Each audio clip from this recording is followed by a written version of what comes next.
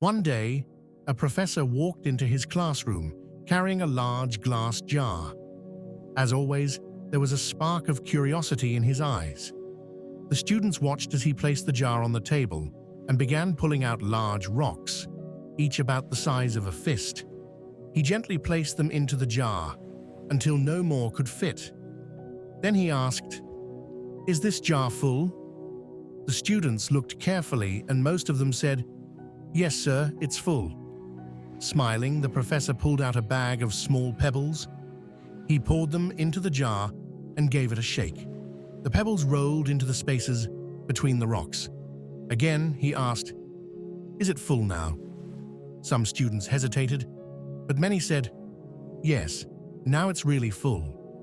The professor then took a bag of sand and poured it in. The sand flowed down and filled every tiny gap. He asked again, "How about now?" The class laughed and replied, "Probably."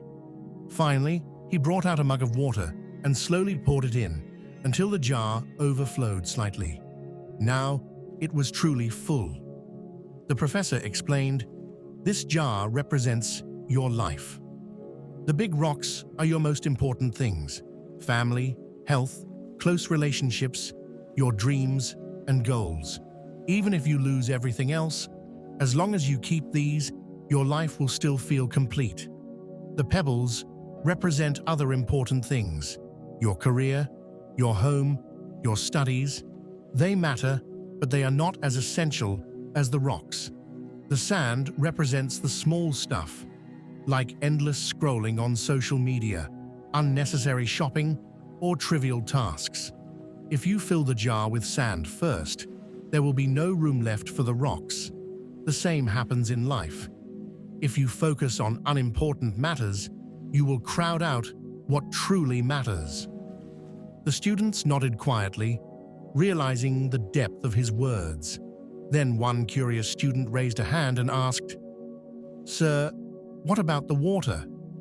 The professor smiled warmly and said, "The water represents the small joys of life. A cup of tea with a friend, an evening walk, a shared laugh. No matter how busy life feels, there is always room for a little joy." Finally, the professor said, "Always place your rocks first. Your family, your health, your dreams, these are the foundation of your life. Let the pebbles and sand fit around them, and never forget the water, because those little joys make the journey worth living." Remember, life is not about being busy. It's about being meaningful.